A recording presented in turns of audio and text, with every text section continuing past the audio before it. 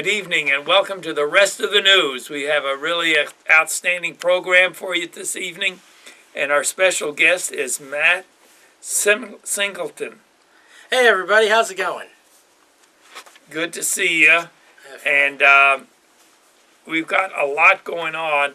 Oh yeah. You know, the thing that impressed me the most in the news this week was that Obama removed Iran and Hezbollah from the list of terrorist organizations. That is very amazing and kind of shocking. Maybe Obama had a private meeting and the guys from Hezbollah said, we were just expressing ourselves emotionally when we killed those people and stuff like that. So maybe we just, in our hearts, we're good people. And Obama's like, I see your heart. I know it. And obviously, you can never do anything wrong. So from now on, it's just great. I mean, and you don't judge people just because they want to, kill your children or, harness nuclear weapons or anything like that. Why be so judgmental?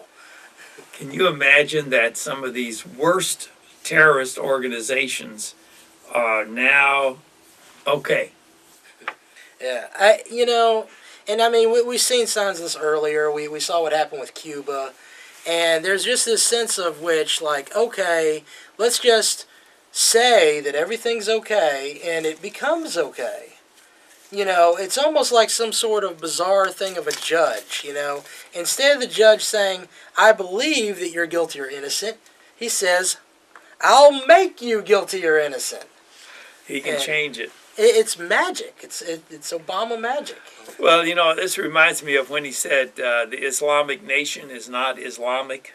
Yeah, the ISIS, in the name it says the Islamic State. Yeah. And he said, no, that's not Islamic. And I think that if somebody, we understand that there are people out there, for instance, who have Muslim beliefs and are not violent criminals. Right. We understand that. But we also have to say, if somebody's saying, I'm killing people in the name of Allah, then when you're looking for the guy, you say, hey, is there somebody killing people in the name of Allah? Right. This is identification. This is not the mocking of a whole ideology or anything like that. We just recognize this is what is going on. This is the truth. That reminds me of one of these videos, and we'd like to give away all 3 of these videos to anybody who wants to call in today.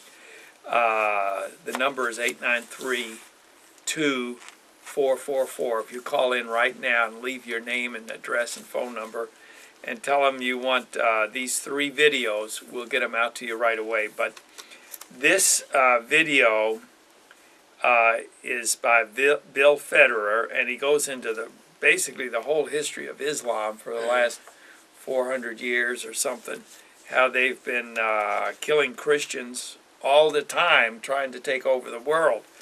And there's a small segment in there by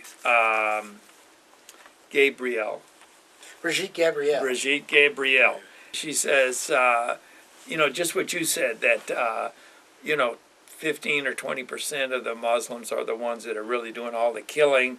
The others aren't that radical. And she says, well, the same thing is true of the Nazis. They only had 10 or 15 or 20% of the Germans were actually, hardcore Nazis. Yeah. But they controlled the whole country, so it didn't matter that 80% were not hardcore, because they all went along with what the hardcore people wanted. Said the same thing with the Russians. Said that, only 10 or 15 or 20% of the Russians were hardcore communists that would go out and shoot you. But the others went along with the whole program, so it didn't matter that 80% were moderate.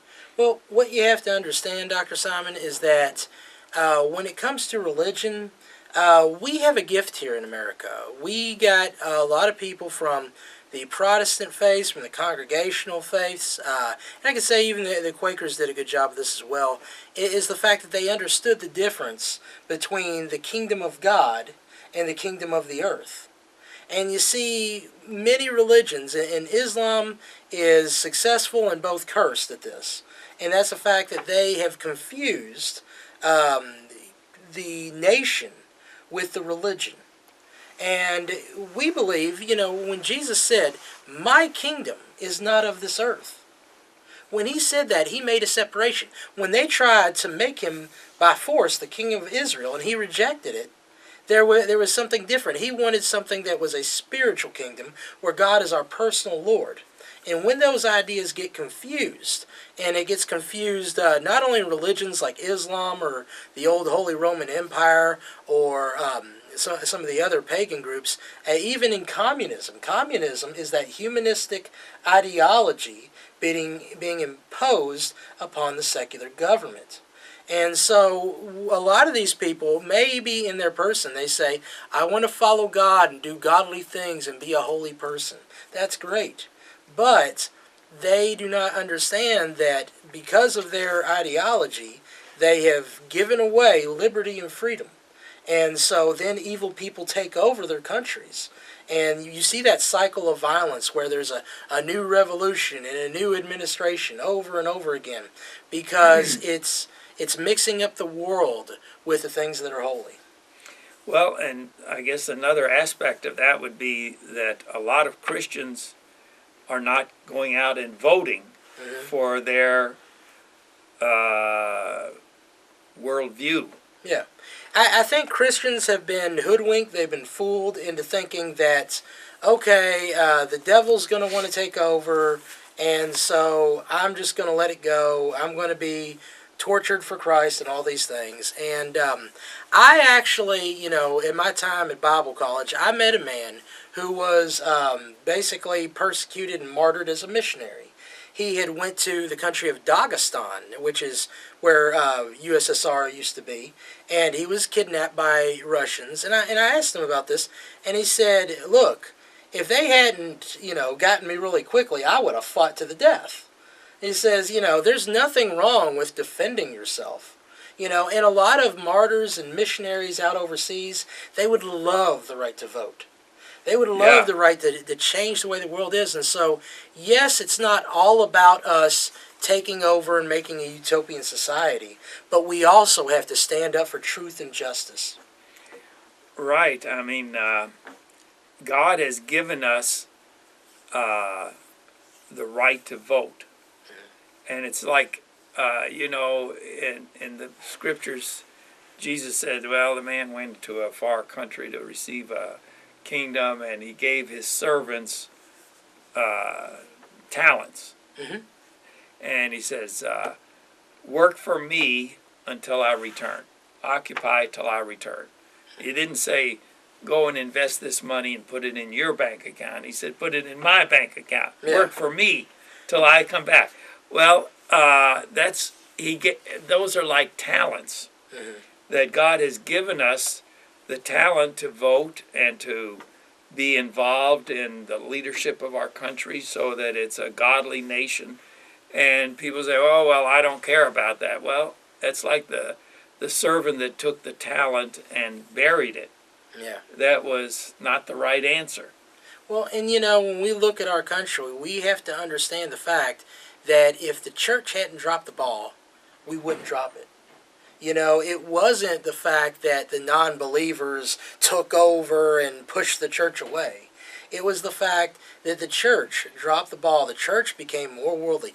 A lot of churches have stopped believing what the Bible said and following what the Scripture says. Just recently I heard on the radio that Presbyterian Church USA is going to allow for homosexual marriages. It's one thing for the government to say, but a group that says, oh, God is our Lord, but he's not Lord when we don't want him to be. Well, let me just review this. This is a DVD of Bill Federer. He's talking about the last 400 years of Islam, and Gabriel is in here. Gabriel.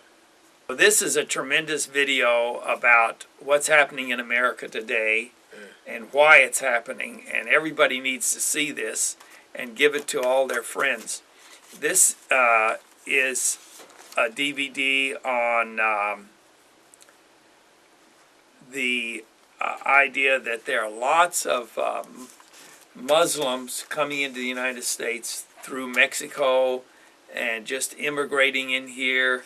And according to Bill Federer, when they get here, they're put on Section 8 housing and aid for dependent children and their unwed mothers and all that stuff. So they get, really, you and me are paying for their upkeep. And then as soon as they have children, and by the way, they have 4 wives, and each wife has 5 children, okay? And as soon as the children are born, they put them in the mosque where they learn to blow things up and how to cut people's head off and how to hate America, hate Jews. So this is a very good video about what's going on in America today. And this is a third video that's related. Oh, this is when God was taken out of the Democrat Party. And it also has a picture of the Muslims in Iran shouting, "Death to America! Death to America! Death to America!" It's amazing. Of course, they don't say it in English. They say it in their language. But it's translated, so you can see. Unfortunately, I think it probably is not how they really feel because they don't understand. They are ignorant. And, you know, when you got everybody doing the exact same thing, that's what we call slaves. You know, they're doing what their master's telling them to do. They're thinking how their master tells them to think. And that's part of that, the Islamic religion. It says submission. Submission is in the form of you're a slave. The whole thing is about slavery. There are Muslims today in the Sudan who enslave black Christians. Yeah. You know, our secular media doesn't want to talk about that. It's there. It's a fact. They've been massacring and having genocidal murder over black Christians constantly. Yeah. And what does our people do about it? Think about this, okay? Here's what they do. They take them off the terrorist list. Think about this. What happened just about 6 months ago when they kidnapped 260 girls from a Christian middle school, a Christian girls' schools? They kidnapped them over in Africa. And, you know, I heard Obama make a statement like, oops. You know, he didn't have anything other than to say, well, this is sad. You know, whoop-de-doo. They're going over there, and they're killing these people. They're forcing them into slavery. And in many cases, I mean, historically, they would force the girls into prostitution. Right. You know, that's how they had their harems and all that kind of stuff. You see, all this kind of cycle, it just goes over and over again. And, you know, the people don't stand up about it. But we were talking earlier about, you know, there's a lot of Islamic groups even influencing our region. You know? Yeah. And basically, now some of these are traditional Islamic groups. But one that a lot of people know about is called the Nation of Islam. And I wanted to mention something about this because I know there are many who may be under the influence of this group, and they're saying, I don't want a white man's religion. And they've been taught to hate and to be racist. And I'm sorry, but you're not using your brain. And I'll tell you why. Because when they say this, what they don't understand is Islam, okay, Muhammad was white, okay. It says this about him. You know, he talks about Muhammad was a white man. Yeah, he'd roll up his sleeves and they were white. And of course, like the Iranian people, when you take off all the clothes, they're white-skinned people. And it said in the Hadith, Sahih Bukhari, chapter 163, and 367, and chapter 2, 122, 241, and chapter 4, 744. All these mention Muhammad being white. He even used a racial slur. He got into it with Ethiopian people, and he called black people from Ethiopia, he called them raisin heads. Okay? And that can be found in Hadith, Sahih Bukhari, chapter 1, 662, 664, and chapter 9, 256. And get this, of all things, Muhammad, not only was he into slavery, but he owned black slaves. You can find this in Hadith, Sahih Bukhari, chapter 8, verse 182, and in Hadith Sahih Muslim, chapter 10, 390. I believe it's chapter 130, 57, 43. Now, basically, that whole religion has been something made up to control people. And of course, it was a big prison religion. So many of you have been duped. Dr. Federer goes into that too, about Islam and how they're making slaves today. And there were, much more slavery than the southern United States. They had a lot more slaves with the Muslims, and the Muslims are the one that brought the slaves over here. Yeah, it was about 96% of the slave trade was aimed outside of America. There's something interesting, by the way. A lot of people don't know this, but the colony of Virginia actually asked, before America was independent, they asked the king if they could have no slaves. Right. They didn't want slavery in America, but the king said, look, they're making too much money, so he put the kibosh on it and said, all the colonies now will have slavery because this makes too much money and I'm making the money. Right. Now, these videos, we'd like to send them to you. The number to call is 893-2444. And call right this minute, and if there's no one there, you can leave a message on the answering machine with your name, address, and phone number, and we'll get these out. People will not believe this until they see it for themselves, like the Democratic Party voting out God out of their platform and then trying to put it back in, him back in, and the history of Islam, and Bridget Gabriel, and all of these. Well, and this is an extension of when we were fighting for traditional marriage. We were fighting for traditional marriage as one man and one woman. And the courts are doing this. They're legalizing polygamy just as fast as they're legalizing gay marriage. They're going to do all these different alternative lifestyles to destroy the family. Right. Because when they destroy the family, then people run to the government saying, oh, help us, feed us. And it just doesn't make any sense if you cared about America prospering. If you cared about America prospering, this doesn't make any sense. We just want to protect real families that actually make a better difference in our society. We're not going over one religion or another. I don't care if you are Jewish and legally married, Muslim and legally married, atheist and legally married, but my thing is that who can raise a family, who can raise their kids right? A mother and a father. Right. Okay, now, we have some video clips that we would like to show you about a gentleman. About Barack Obama? Yeah. Okay. And a lady that knew him in Hawaii. But one thing that he did brag about, now remember, this is the late 70s, this is before crack was invented, or if it was invented, we never saw it around. I never heard of it until the 80s. So this was, if you were going to do cocaine, it was like in the powder form, and it was very expensive. Well, here we are, a bunch of broke teenagers, and, in other words, for somebody to brag that they have this cocaine was, somewhat newsworthy within our little clique. And he probably was telling the truth. He would get with these older white gay men, and this is how we just pretty much had the impression that that's how he was procuring his cocaine. In other words, he was having sex with these older white guys, and that's how he was getting his cocaine to be able to freebase. That's really something, isn't it? Man. And it's kind of funny because I do remember the last couple of years, the press, the left-wing press has been saying that Barack Obama is the first gay president. And I guess they were trying to say, like they said that Bill Clinton was the first black president. Yeah. And now they say Obama's the first gay president. But here we have this testimony from someone who grew up around him.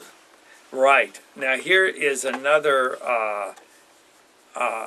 comment on that. It says Obama wrote his first book, dreams from my father before entering politics that he had used marijuana and cocaine.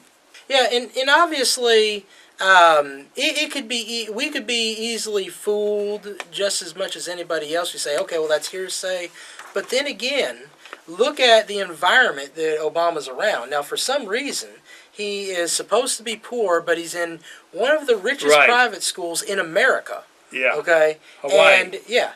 And he's taking cocaine. Cocaine is a very expensive drug in the 1970s. Right. And in the 1970s, cocaine was socially okay, and then alternative lifestyles were okay.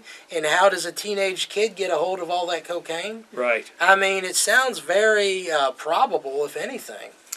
Right. Now, here's another article from a